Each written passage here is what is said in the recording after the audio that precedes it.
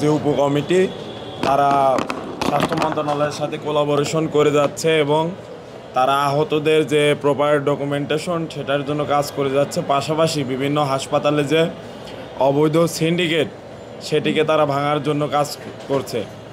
এরই মধ্যে কিন্তু আপনারা জানেন যে জাতীয় একটি দুর্যোগ, সেটি বন্যা, সেই বন্যার কাজও কিন্তু তারা ইনভলভ আছে এবং সেই সমস্ত জায়গায় বাংলাদেশের দক্ষিণ পূর্বাঞ্চলে কিন্তু আমাদের চিকিৎসক ভাইদেরকেও সেখানে পাঠানো হচ্ছে এবং সেখানে ঔষধ, ত্রাণ সামগ্রী হিসাবে কিন্তু ঔষধ সেখানে তারা পাঠাচ্ছে।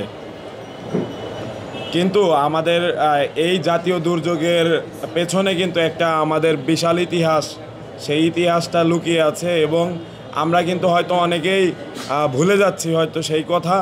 এবং স্বাস্থ্য মন্ত্রণালয় আসলে কতটুকু এর জন্য কাজ করছে সেখানে আমার প্রশ্ন আছে। কারণ আমরা মনে করি যে একটি ইতিহাস, সেই ইতিহাস সংরক্ষণের জন্য সে প্রপার ডকুমেন্টেশন প্রয়োজন। কতজন আহত হলো এবং তার চেয়ে বড় কথা কতজন নিহত হলো, একটা তালিকা আমাদের হাতে আসা প্রয়োজন। আপনারা জানেন, হয়তো আপনারা জানেন কিংবা অনেকে জানেন না যে আমাদের বিভিন্ন মর্গে এই যে লাশগুলো, এই লাশগুলো কিন্তু বিভিন্ন জায়গায় গুম করে ফেলা হয়েছে। এখন কিন্তু বিভিন্ন টিভি চ্যানেলের অনুসন্ধানী সাংবাদিকতা যারা করেন তাদের মাধ্যমে কিন্তু বেরিয়ে আসছে বিভিন্ন তথ্য, সেই অনেক আগের হিস্ট্রি থেকে শুরু করে এখনকার হিস্ট্রি পর্যন্ত। তো আমি আপনাদের আহ্বান করব, আপনারা এই ডকুমেন্টেশন করার কাজে সহায়তা করবেন আপনাদের অনুসন্ধানী সাংবাদিকতার দ্বারা। আর আমি সরকারের প্রতি অনুরোধ করব, প্রত্যেকটা হাসপাতাল থেকে যেমন ডকুমেন্ট নিয়ে যাওয়া হয়েছে সেই ডকুমেন্ট নিশ্চয়ই তারা পুড়িয়ে ফেলেনি, বা এই যে সমস্ত রাষ্ট্রীয় গোয়েন্দা বাহিনী আছে তাদের হাতেই হয়তো আছে। সেগুলো যদি অক্ষত অবস্থায় থাকে, খুব দ্রুত সময়ের মধ্যে কারা নিহত হয়েছে এবং তার যে প্রপার সংখ্যা সেটি আমরা দেখতে চাই। এখনও আমাদের কাছে কিন্তু কল আসে যে ভাই, আমার ছোট ভাই নিখোঁজ হয়েছে, আমরা শুনেছি তার সেই গুলিবিদ্ধ হয়েছে অমুক তারিখে অমুক জায়গায়, কিন্তু আমি তার লাশ খুঁজে পাচ্ছি না। আমি অন্তত তার লাশ চাই, যেন আমি তার কবরের সামনে গিয়ে আমি মোনাজাত করতে পারি, তার জন্য দোয়া করতে পারি।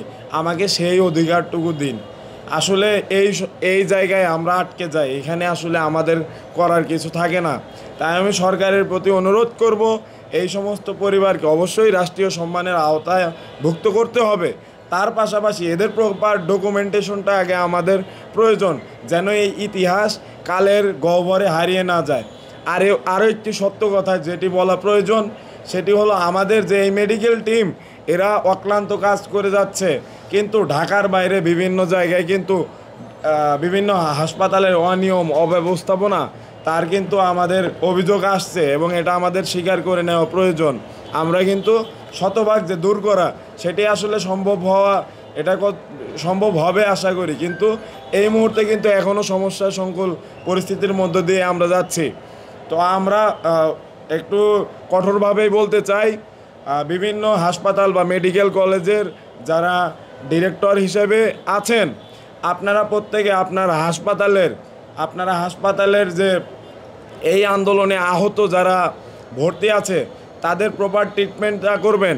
এর পাশাপাশি বাংলাদেশের সাধারণ নাগরিকরা যেন আপনাদের কাছে যে সরকার প্রদত্ত ফ্রি ট্রিটমেন্ট সেটা যেন পায়, সেটার জন্য আমরা আহ্বান করছি। এবং তাতে যেন কোনো গড়িমসি না হয়, এরকম যদি অভিযোগ আসে তাহলে স্বাস্থ্য মন্ত্রণালয়ের মাধ্যমে কিন্তু আপনাদের বিরুদ্ধে ব্যবস্থা নেওয়া হবে।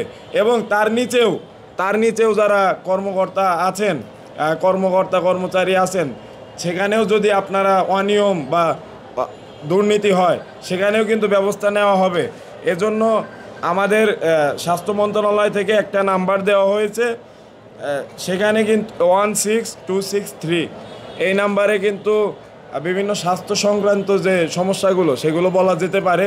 তো আমি আশা করব যদি কোনো হাসপাতালে এরকম কোনো অনিয়ম ঘটে থাকে বা যে কারণে আমাদের আন্দোলনে আহত ভাইয়েরা বোনেরা চিকিৎসা নিতে পারছেন না বা সমস্যা হচ্ছে, তারা এখানে 16263 নাম্বারে কল করে অবশ্যই অভিযোগ করবেন এবং স্বাস্থ্য সংক্রান্ত কোনো সহায়তার প্রয়োজন হলে এখানে অবশ্যই কল করবেন।